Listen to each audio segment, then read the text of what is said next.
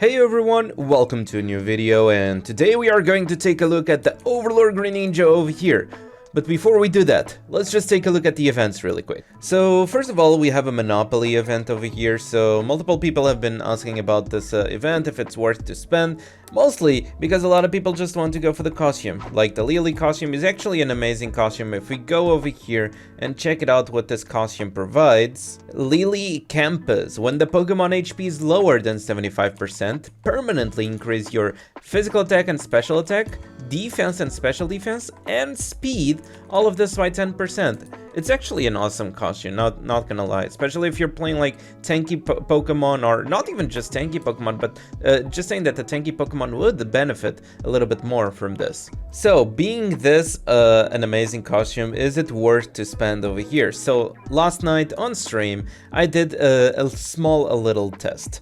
I just did 4 turns over here, so for those who don't know, basically you just spend diamonds, 500 diamonds each try, you just get a number and you just advance that number, just like Monopoly. And for each time you just do one complete turn, you get rewards according to the amount of turns that you've done to the whole table. So basically I did like 4 turns, so I completed this track 4 times and I spent around 11k diamonds just for the 4 cycles over here. And in order to get the Lily costume, you need to do this 30 times. So doing the quick math yesterday, it's around 80k diamonds.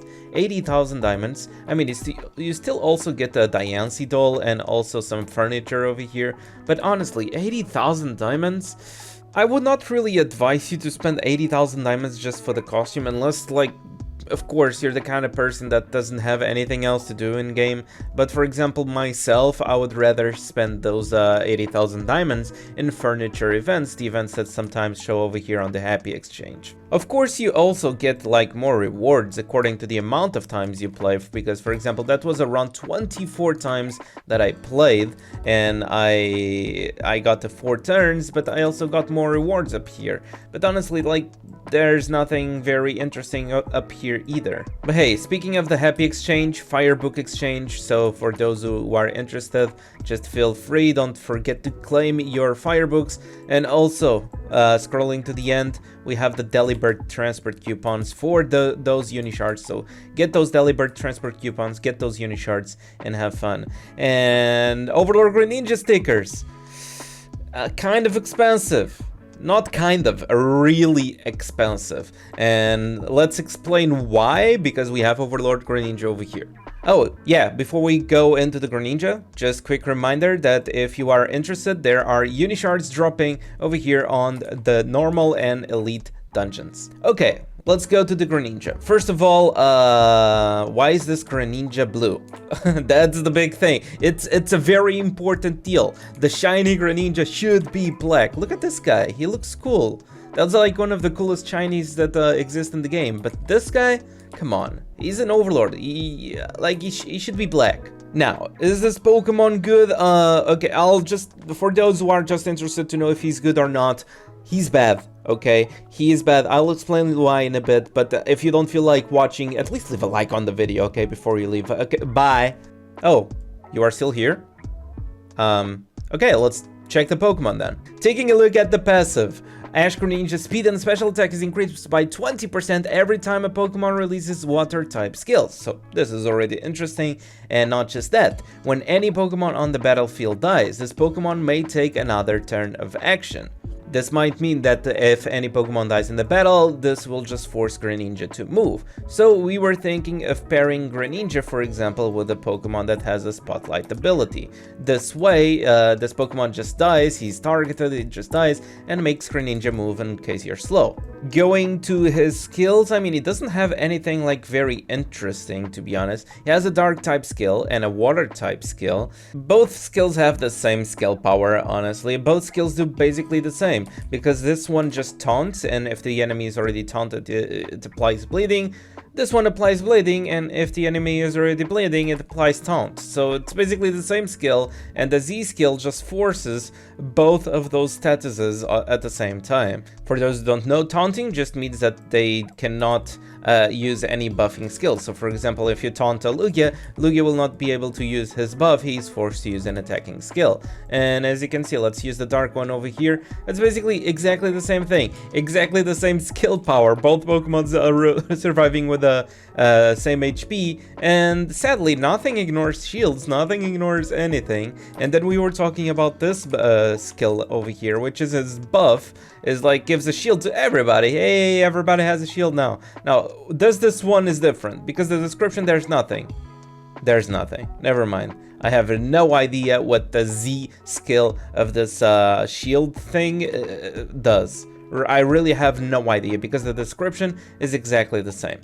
Now, the ultimate of this thing is a little bit different. So it removes all the buffs from the enemy, and then remember that these two skills apply bleeding and taunting, right? Now, for each of those conditions, if the enemy is bleeding, you do extra 20% Reaper damage. If the enemy is taunted, you do another extra 20% Reaper damage. So as we use the skill, it actually has a very cool animation effect.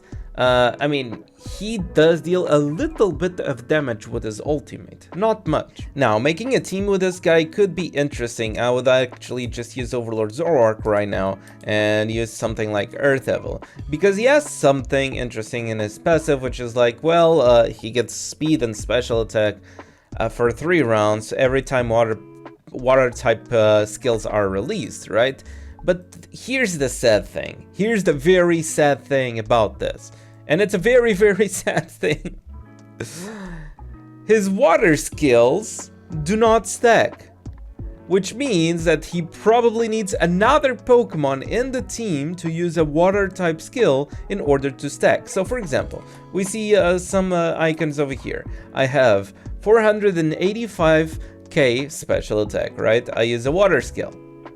Boom, I have more attack now. Awesome. As you can see, like, he has some more attack now. And if I just try to continue using this water type skill, now I will do damage because of Zoroark buff. But as you can see, my special attack does not change.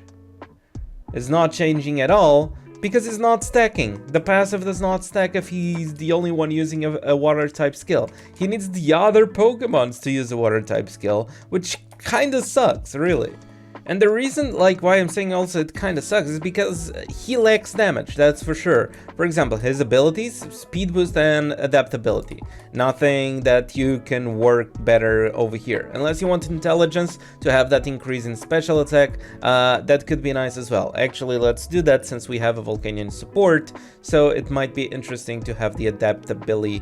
Not adaptability, the intelligence over here, because the second one has to be adaptability for that increased damage. Of course, there's also other options like Steadfast, because this Pokemon is not immune to control, not immune to anything, so yeah, that Steadfast would also be very nice, or even just Moxie or Berserker.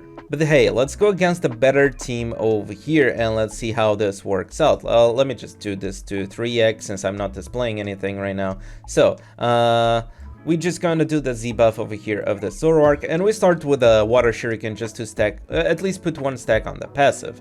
Now, can you do something? Actually, he did way much more damage than he did yesterday on stream. But that's probably because I stacked the, like, with the... I stacked with the Spotlight, reducing their crit, and also the extra crit that the Zoroark provides is actually nice. Now, the problem that we faced yesterday on stream is that the ultimate was not like dealing like that much damage to the enemies. Right now it actually one-shotted, but the problem is like since he cannot apply taunting or bleeding to some Pokemon like Hoopa, he would not do like that big of a damage. I mean, don't get fooled about the power. Of course, in that battle he had to win because this Pokemon has like way too much power compared to the rest of the team. But now, over here, what will we do over here? So this, okay. So we taunted everybody, the Zoroark could not buff, but now it's Hoopa's turn. And I'm not liking where this is going. and I don't think this will be a very good thing. I will just die. But let's start and do the water shuriken. As you guys can see, no damage whatsoever. I can just use the heal badge for the confusion.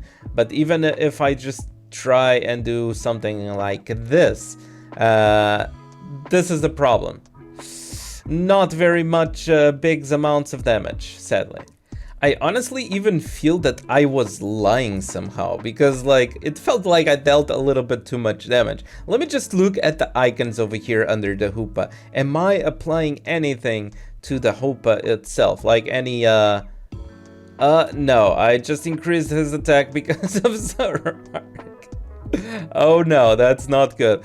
Oh well, I mean, nothing else I can do. It's just the only thing I can do is try and use my ultimate, actually my Z ultimate, 160 skill power, and yeah, I don't do any damage at all, man. But yeah, this was the review. I'm sorry if you guys are disappointed about this Pokemon, but honestly, he has like nothing in his skills that would actually increase his damage. Like no crit damage, no special attack multipliers besides this one. His DNA skill is also kinda not the best. This Pokemon is not worth the 1000 fireworks that is over here. I mean, if it was a Pokemon just for Unicharge, like 1000 Unicharge, I would say it's okay. But even yesterday on stream, people were saying like, oh, this Pokemon should be free. And I usually don't agree on having free things, because people are used to, hey, getting free fireworks and stuff. There's some players that just want the free stuff. But honestly, I kinda have to agree that this Pokemon should kinda be free for whatever he is doing, really. But still, I hope you guys enjoyed. Don't forget to leave a like, subscribe, all that good stuff. And I'll see you guys on the next video.